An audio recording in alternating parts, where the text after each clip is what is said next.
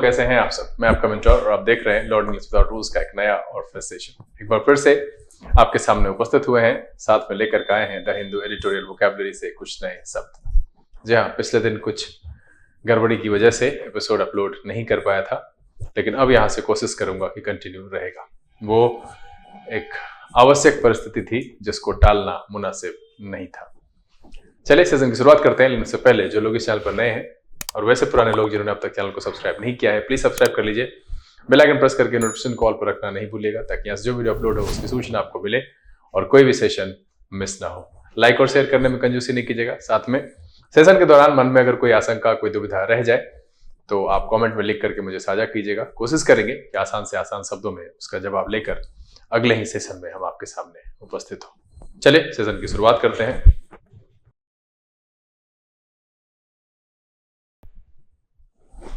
Learn English without rules के session में फिर से आप सबका तहे दिल से स्वागत है। उम्मीद है आप सब तैयार हैं। चलिए फटाफट सेशन की शुरुआत करते हैं और सीखते हैं कुछ नए वर्ड्स और शुरू करेंगे वहीं से वर्ड ऑफ द डे। चलिए आज के सेशन में जो वर्ड ऑफ द डे है वो है स्किटिस। स्किटिस एडजेक्टिव की तरह इस्तेमाल होता है और इसका मतलब होता है of people and animals nervous और easily frightened, और ऑफ अ पर्सन कहे तो not serious and likely to change their beliefs और ओपिनियन ऑफन। मतलब है कि अगर हम इंसान और जानवर के लिए कहें तो नर्वस और easily frightened, ठीक है। दूसरा, अगर हम सिर्फ इंसान की बात करें, not serious and likely to change their beliefs और ओपिनियन ऑफन। मतलब है बेकाबू हो जाने वाला, भड़कैल, अस्थिर मति और डरपोक। अस्थिर मति का क्या मतलब होता है कि ओपिनियन को जो रह रह करके चेंज कर ले, थोड़ा सा दबाव हुआ, थोड़ी परिस्थिति चेंज हुई, ओपिनियन बदल गया, है ना। वो क्या कह रहा है कि not serious and likely to change their beliefs और ओपिनियन ऑफन। इस अर्थ में हम स्किटिस का प्रयोग करते हैं। सिनोनिम की बात करें, नर्वस, इंपल्सिव एंड अनस्टेबल। क्या हो जाएगा? नर्वस, इंपल्सिव एंड अनस्टेबल एक अर्थ में स्किटिस के सिनोनिम के तौर पर प्रयोग कर सकते हैं। एंटोनिम की बात करें, daring, bold, hardy and fearless. क्या हो जाएगा? Daring, bold, hardy and fearless एक अर्थ में स्किटिस के एंटोनिम के तौर पर प्रयोग किया जा सकता है। एग्जाम्पल देख लेते हैं। कह रहा है investors are skittish about the impact of an economic downturn। क्या है? Investors are skittish about the impact of an economic downturn। यहां पर जो आज के वर्ड ऑफ द डे में वर्ड आया है वो है skittish। बहुत ही आसानी से आप इस्तेमाल कर सकते हैं आपके संपर्क में, आपके जानने पहचानने वाले में, या कैसे ऐसा भी सिचुएशन, ऐसा पन पे जहां पर कि आपको वैसा इंसान दिखे जो नर्वस हो, इजिली फ्राइटेंड हो जाए, उसके लिए आप skittish शब्द का प्रयोग कर सकते हैं। दूसरा है कि ऐसा इंसान जो सीरियस ना हो and likely to change their beliefs और ओपिनियन ऑफन।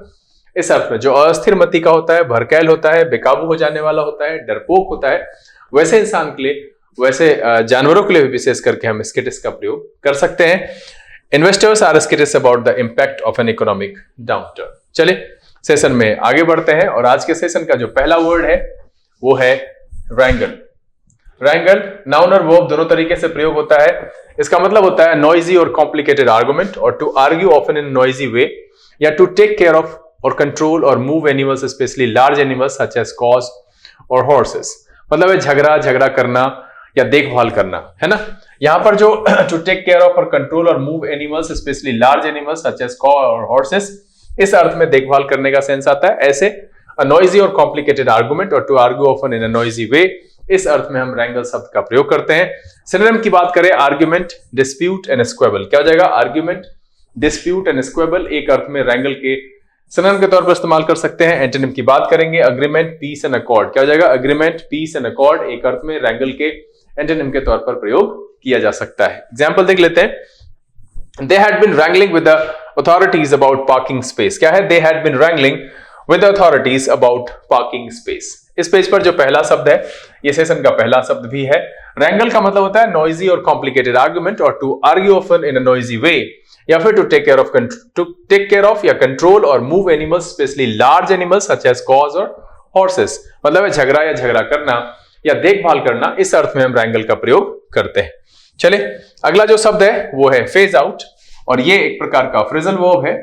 फेज आउट का मतलब होता है withdraw something from use in a gradual stages. मतलब है कि किसी चीज को यूज से हटा लेना, लेकिन एक बार की में नहीं, धीरे धीरे ग्रेजुअल स्टेजेस में। Withdraw something from use in gradual stages, इस अर्थ में हम फेज आउट का प्रयोग करते हैं, जिसका मतलब होता है हटाना। ये एक प्रकार का फ्रेजल वर्ब है। Withdraw something from use in gradual stages मतलब होता है हटाना, ये एक प्रकार का फ्रेजल वर्ब है। इस सेशन का दूसरा शब्द है withdraw something from use in gradual stages, और वो वर्ड है फेज आउट। सिनोनिम देख लेते हैं, टेपर, डिमिनिश एंड लेशन। क्या हो जाएगा? टेपर, डिमिनिश एंड लेशन एक अर्थ में जो है फेज आउट के सिनोनिम के तौर पर हम इस्तेमाल कर सकते हैं।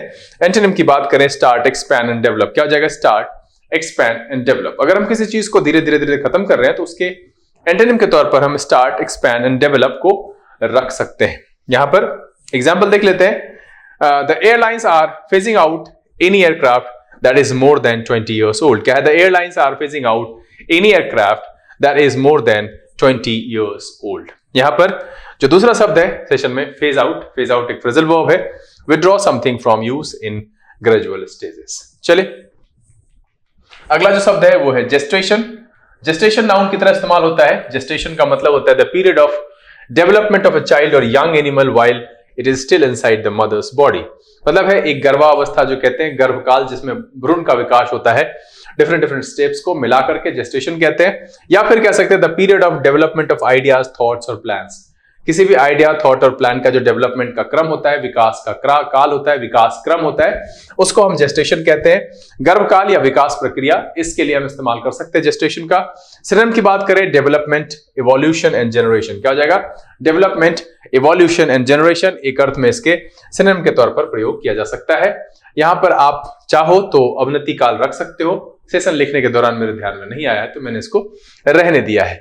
जेस्टेशन का मतलब क्या है? The development of a child or young animal while it is still inside its mother's body, या फिर the period of the development of ideas, thoughts और plans। इस अर्थ में हम इस्तेमाल करते हैं जेस्टेशन का। एग्जाम्पल देख लेते हैं।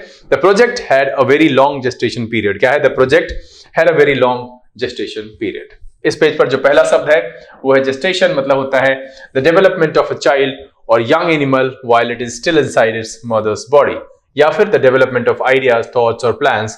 इस अर्थ में हम जेस्टेशन का प्रयोग करते हैं। चलिए अगला जो शब्द है वो है आईसोर। आईसोर नाउन की तरह इस्तेमाल होता है। इसका मतलब होता है something that is ugly and unpleasant to look at और एन अनप्लेजेंट और ugly sight in a public place. मतलब है कि देखने में भद्दी वस्तु या घृणित वस्तु, घृणित जगह कह सकते हैं, वो भी पूरे कचरे की वजह से, है ना। क्या है? Something that is ugly and unpleasant to look at. अब किस वजह से दिखेगा?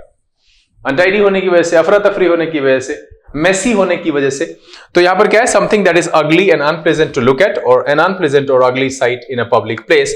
इस अर्थ में हम आईसोर का प्रयोग करते हैं। इस पेज पर आने वाला दूसरा शब्द है आईसोर, मतलब होता है something that is ugly and unpleasant to look at और एन अनप्लेजेंट और ugly sight in a public place. इस अर्थ में हम आईसोर का प्रयोग करते हैं। सिनोनिम की बात करें, डिफॉर्मिटी, अगली साइट एंड डिफेसमेंट। क्या हो जाएगा? डिफॉर्मिटी, अगली साइट एंड डिफेसमेंट एक अर्थ में आईसोर के सिनोनिम के तौर पर प्रयोग कर सकते हैं। एंटोनिम की बात करें, beauty, attraction, charm and delight. क्या हो जाएगा? Beauty, attraction, charm and delight एक अर्थ में आईसोर के एंटोनिम के तौर पर प्रयोग किया जा सकता है।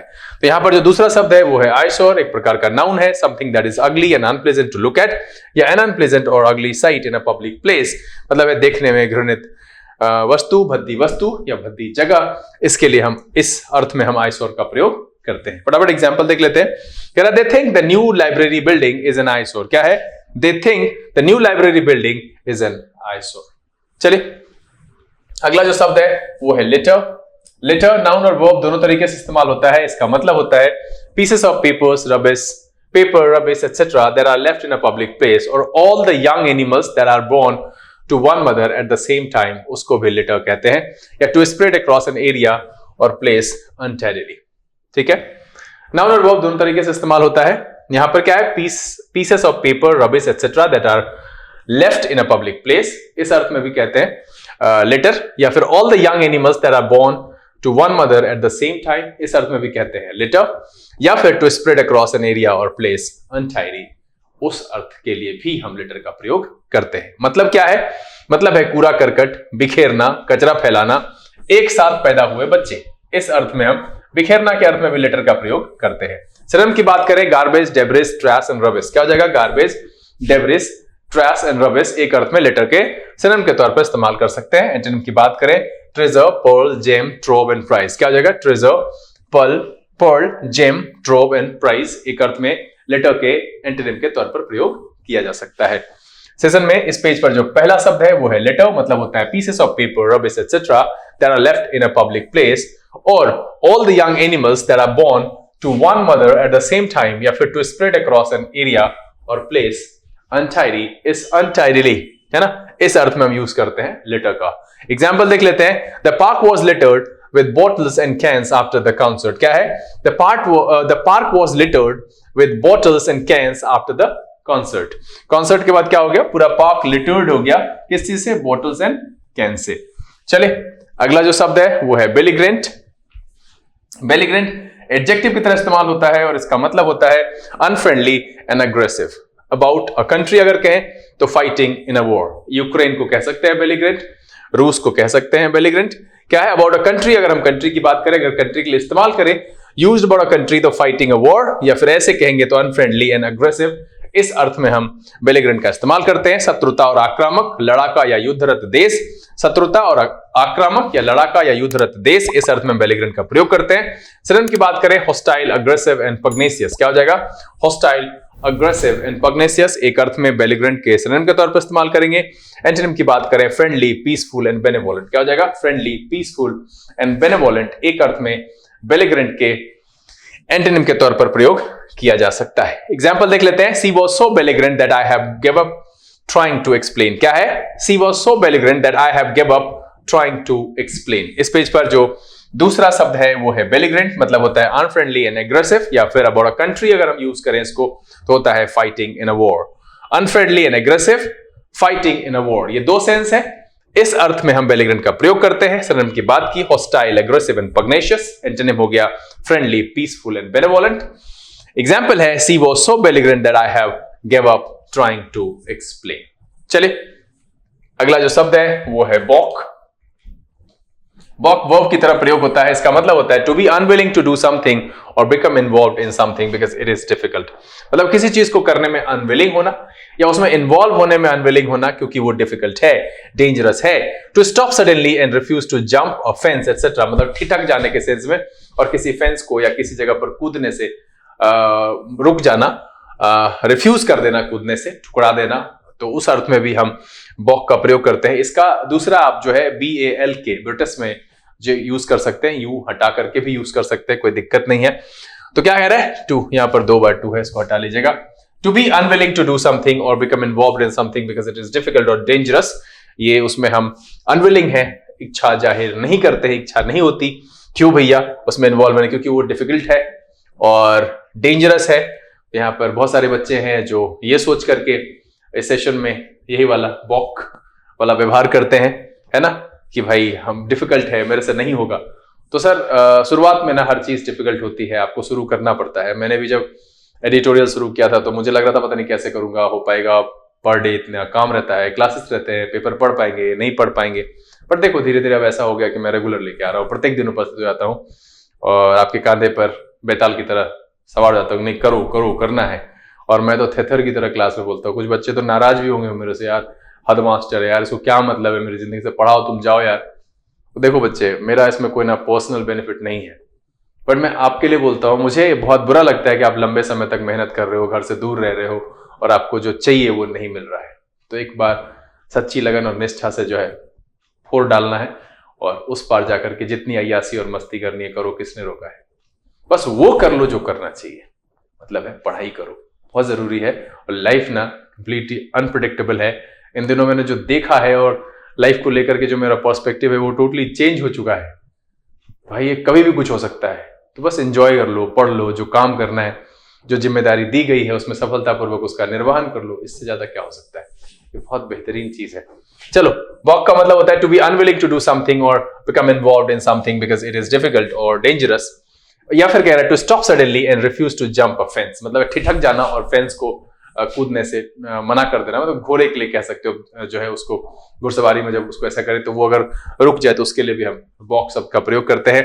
मतलब है कोई कार्य करने से इनकार करना क्योंकि वो जोखिम भरा है, ठिठकना या बाधा डालना, इस अर्थ में भी हम balk का प्रयोग करते हैं। सिनोनिम की बात करें तो एस्यू, रेसिस्ट एंड फ्लिंच। क्या हो जाएगा? एस्यू, रेसिस्ट एंड फ्लिंच एक अर्थ में balk के सिनोनिम के तौर पर हम प्रयोग कर सकते हैं। एंटोनिम की बात करें, एक्सेप्ट, एक्सीड एंड कंप्लाई। क्या हो जाएगा? एक्सेप्ट, एक्सीड एंड कंप्लाई एक अर्थ में balk के एंटोनिम के तौर पर प्रयोग किया जा सकता है। फटाफट एग्जांपल देख लेते हैं। ही balked for a moment, I can't afford it, he finally admitted। क्या है?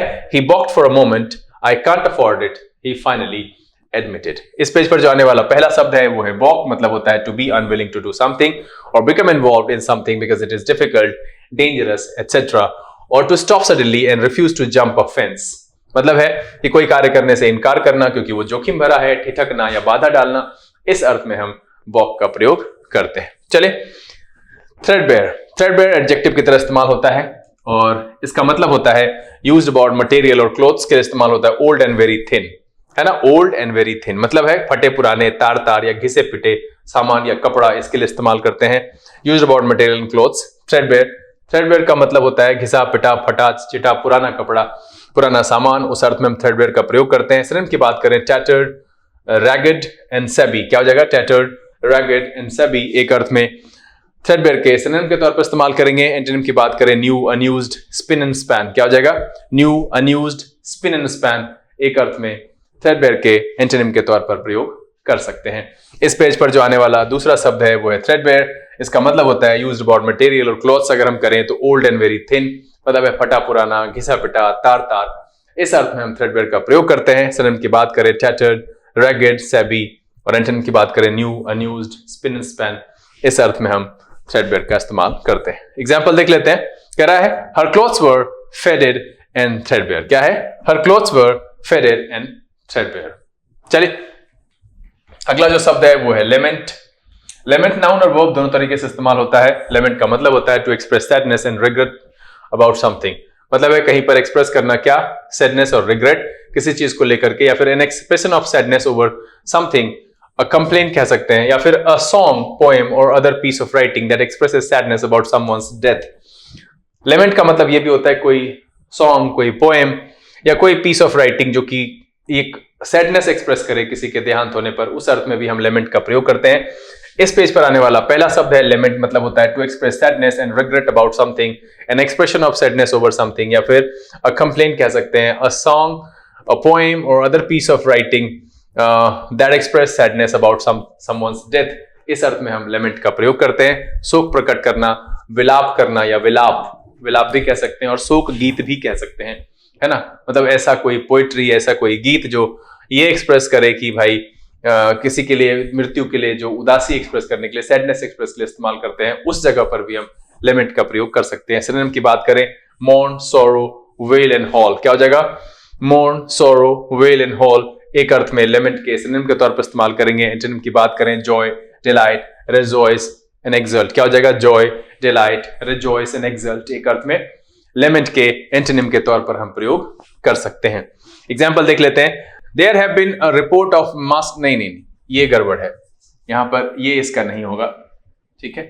ये लग रहा है दूसरे दिन का है, ठीक है। आप इसको लिख सकते हो, ही लेमेंटेड हिज स्टूडेंट्स, एक मिनट,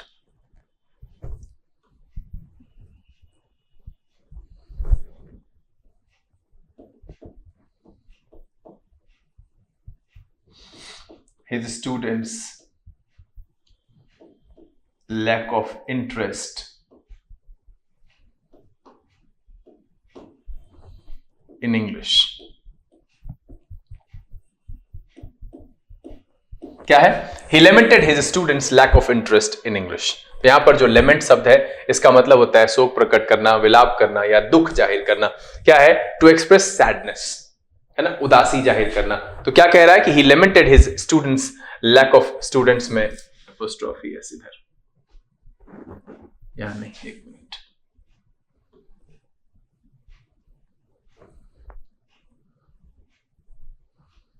एस पहले और एपोस्ट्रोफी एस बाद में। Students lack of interest in English. चलिए, अगला जो शब्द है वो है डिमाइस। क्या है? डिमाइस। ये नाउन और वर्ब दोनों तरीके से इस्तेमाल होता है। इसका मतलब होता है द एंड और फेलियर ऑफ समथिंग। क्या है? पहला मीनिंग है द एंड और फेलियर ऑफ समथिंग, या फिर the death of a person. Demise का मतलब किसी इंसान की मृत्यु से भी है, एंड द एंड और फेलियर ऑफ समथिंग, इस अर्थ में भी हम डिमाइस का प्रयोग करते हैं। किसी की समाप्ति या विफलता, किसी व्यक्ति का निधन, है ना, किसी चीज की समाप्ति या विफलता है, किसी व्यक्ति का निधन है, इस अर्थ में हम डिमाइस शब्द का प्रयोग करते हैं। सिनोनिम की बात करें एंड, डाउनफॉल एंड कोलैप्स, क्या हो जाएगा? And, downfall and collapse. Antonym की बात करें स्टार्ट, राइज एंड प्रोग्रेस, क्या हो जाएगा? Start, rise and progress. इस अर्थ में हम जो है इन तीनों शब्द को डिमाइस के एंटोनिम के तौर पर रख सकते हैं। इस पेज पर जो आने वाला दूसरा शब्द है वो है डिमाइस, मतलब होता है द एंड और फेलियर ऑफ समथिंग या डेथ ऑफ अ पर्सन। किसी इंसान की मृत्यु हो उसके लिए भी हम ये शब्द प्रयोग करते हैं, या कुछ फेल हो जाए, एंड हो जाए, उस अर्थ में भी हम डिमाइस शब्द का प्रयोग करते हैं। सिनोनिम की बात करें and, downfall and collapse. Antonym की बात करें स्टार्ट, राइज एंड प्रोग्रेस। चलिए फटाफट एग्जांपल देख लेते हैं। The demise of company was sudden and unexpected. क्या है? The demise of company was sudden and unexpected. तो यहां पर इस पेज पर जो दो शब्द है, पहला है lament, मतलब होता है to express sadness and regret about something, और an expression of sadness over something, और a complaint कह सकते हैं, या फिर a song, poem or other piece of writing that expresses sadness about someone's death. शोक प्रकट करना, शिकायत करना, विलाप करना, इस अर्थ में हम लेमेंट का प्रयोग करते हैं। डिमाइस यहां पर दूसरा शब्द है द एंड और फेलियर ऑफ समथिंग या डेथ ऑफ अ पर्सन, यानी किसी चीज की समाप्ति या विफलता कह सकते हैं, या फिर किसी व्यक्ति के निधन के लिए इस शब्द का प्रयोग करते हैं। चलिए अगला जो शब्द है वो है प्रिसाइड। प्रिसाइड वर्ब की तरह इस्तेमाल होता है और इसका मतलब होता है to be in charge of a discussion, meeting etcetera. Preside का क्या मतलब होता है? To be in charge of a discussion और मीटिंग एटसेट्रा। इस अर्थ में हम प्रिसाइड का प्रयोग करते हैं। परिचर्चा, बैठक आदि की अध्यक्षता करना, इस अर्थ में हम प्रिसाइड का प्रयोग करेंगे। सिनोनिम की बात करेंगे एडमिनिस्टर, चेयर एंड गवर्न, क्या हो जाएगा? Administer, chair and govern. एक अर्थ में प्रिसाइड के सिनोनिम के तौर पर हम इस्तेमाल कर सकते हैं। एंटोनिम मुझे यहां लगा नहीं इसलिए मैंने छोड़ दिया है। प्रिसाइड इस पेज पर आने वाला पहला शब्द है। इसका मतलब होता है to be in charge of discussion, meeting etcetera. परिचर्चा, बैठक आदि की अध्यक्षता करना। सिनोनिम क्या था? Administer, chair and govern. एक अर्थ में प्रिसाइड के सिनोनिम के तौर पर इस्तेमाल किया जाता है। चलिए एग्जाम्पल देख लेते हैं। जज Madhukar is to preside over the official inquiry into the case. क्या है? The judge Madhukar is to preside over the official inquiry into the case. चलिए अगला जो शब्द है वो है insular. Insular एडजेक्टिव की तरह इस्तेमाल होता है और इसका मतलब होता है only interested in your own country, ideas, etc. and not in those from outside. Having little contact with other people. मतलब है कि जिसको सिर्फ अपने देश में इंटरेस्ट हो, अपने आइडियाज में इंटरेस्ट हो, और नॉट इन फ्रॉम आउटसाइड। ऐसे को मतलब है संकीर्ण हृदय कह सकते हैं, सीमित कह सकते हैं, अलग थलग रहने वाले को कह सकते हैं। इंसुलर इस अर्थ में प्रयोग किया जाता है only interested in your own country, ideas etcetera, and not in those from outside.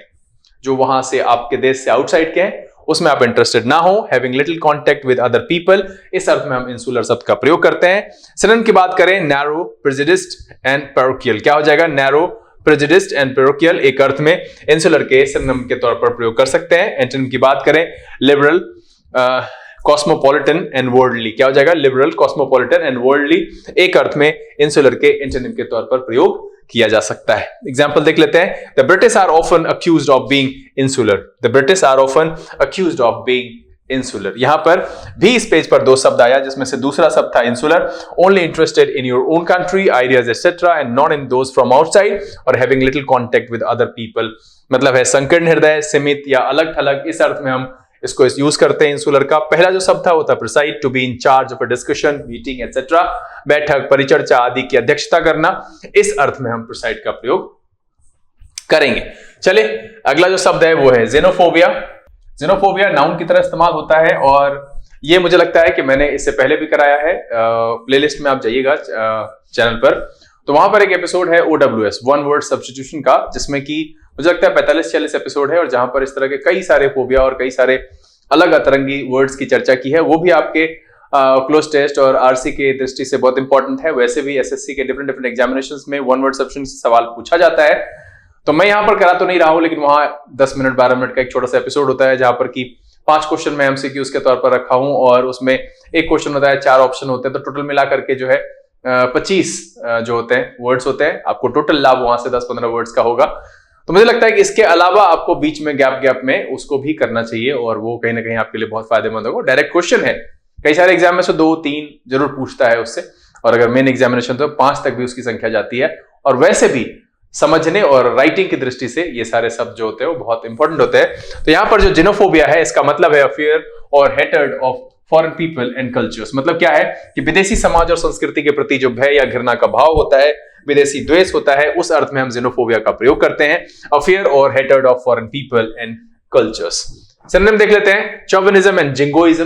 क्या है? चौविनिज्म एंड जिंगोइज्म एक अर्थ में xenophobia के सिनोनिम के तौर पर रख सकते हैं। एंटोनिम की बात करें, इंटरनेशनलिज्म एंड लिबर्टी। क्या है? Internationalism and liberty. चूंकि यहां पर विदेशी लोगों से, उसके कल्चर से घृणा की बात कह रहा है, तो इंटरनेशनलिज्म जो है एक तरह से सबसे प्रेम और उसको मानने वाले लोगों का हो जाएगा, तो एक अर्थ में xenophobia के एंटोनिम के तौर पर रखा जा सकता है। लिबर्टी भी xenophobia के एंटोनिम के तौर पर प्रयोग किया जा सकता है। चलिए एग्जाम्पल देख लेते हैं। अ न्यू टेक्निक पायनियर्ड, नहीं, फिर से एक मिस्टेक यहां पर हुआ है, मैं खुद एग्जाम्पल आपको यहां पर लिखा दे रहा हूं, आप लिख लीजिए। He was accused of xenophobia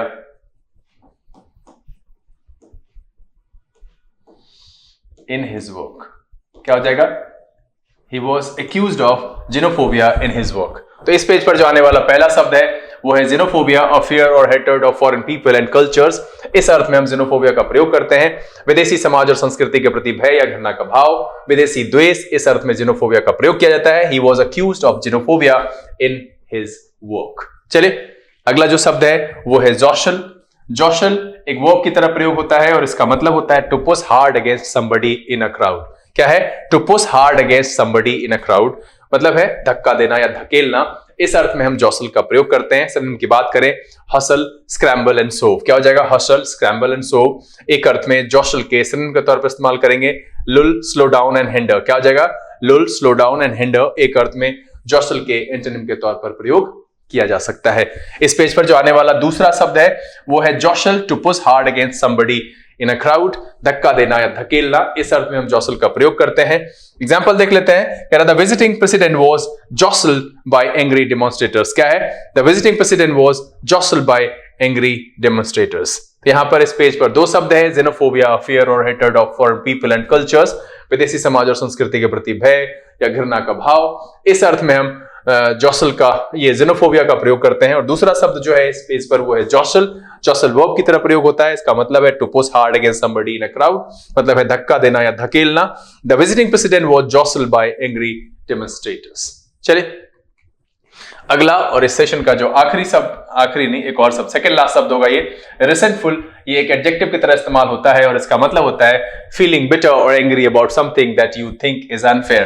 मतलब है किसी चीज के प्रति आप एंग्री और बिटर फील करें जो कि आपको ये लगे कि ये अनफेयर है। फीलिंग बिटर और angry about something that you think is unfair मतलब है नाराज, क्रोधी या चिढ़ा हुआ।